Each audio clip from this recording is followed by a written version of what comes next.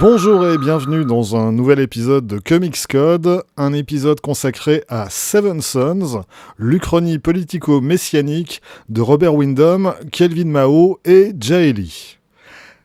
Seven Sons est une mini-série en 7 numéros, parue aux États-Unis en 2022 chez Image Comics, et qui vient d'être publiée en France chez Huggin et Menin.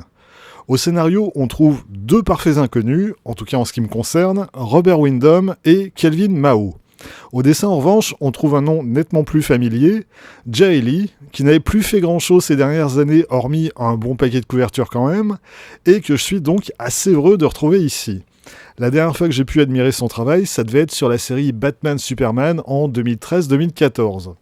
On le retrouve ici dans un style de récit très différent et pas forcément facile à pitcher. On va quand même essayer.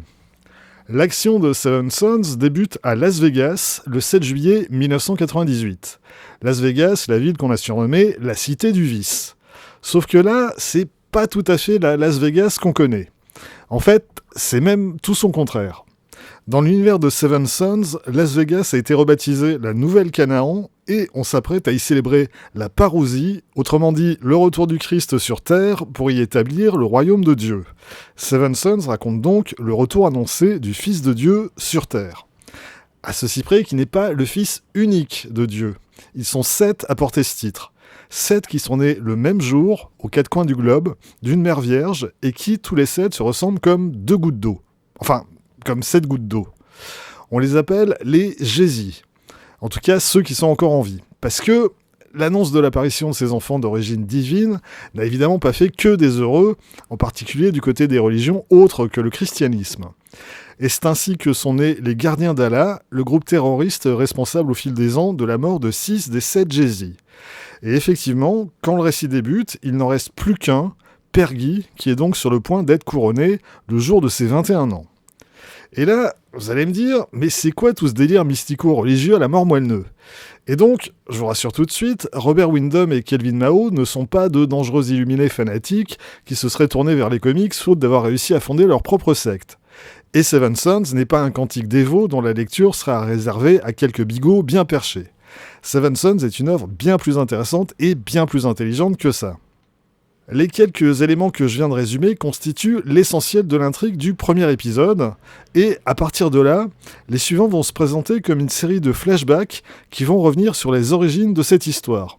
On va y suivre notamment l'histoire de Nicolaus Balak, l'homme à la tête de cette nouvelle église, et celui qui, dans les années 70, a annoncé l'arrivée des Jésus dans un livre que personne à l'époque n'a pris au sérieux. Et on y suit également le parcours de Delph, l'un des frères de Pergy, durant les dernières semaines précédant le couronnement de son frère.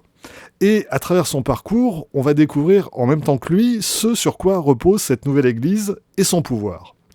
Parce que si Seven Sons parle effectivement de religion, la série aborde avant tout le sujet par son versant politique.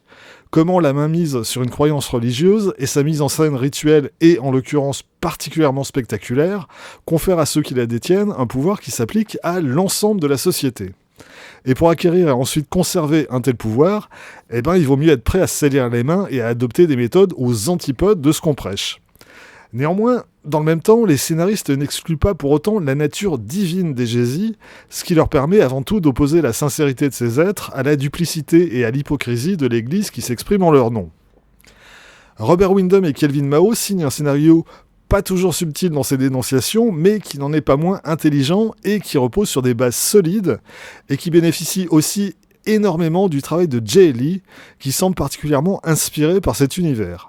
Il y a au premier abord ces couvertures où les Jésus apparaissent d'une beauté étrange pour pas dire carrément inhumaine, et puis il y a ces planches qui donnent à voir un monde vraiment différent du nôtre, qui navigue sans arrêt entre majesté et horreur, entre ombre et lumière, entre la simplicité des formes et la grandiloquence des mises en scène.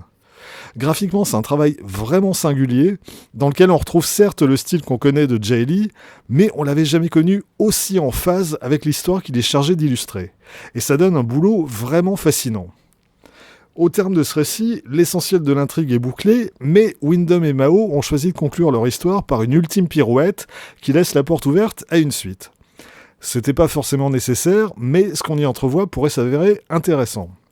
En attendant une possible suite, donc, Seven Sons est une lecture que je recommande vraiment et qui ressemble pas à grand chose d'autre qu'on pourrait trouver au rayon comics. Reste que l'édition française que propose Huggin et Menin est un poil cher, 26,95€ pour environ 220 pages, dans un format plus grand que celui d'un comic book classique, certes, mais quand même. Voilà, c'est tout pour aujourd'hui. Rendez-vous très vite pour la suite. D'ici là, vous pouvez vous abonner à cette chaîne, laisser un commentaire, partager cette vidéo sur les réseaux sociaux et surtout, lire des comics.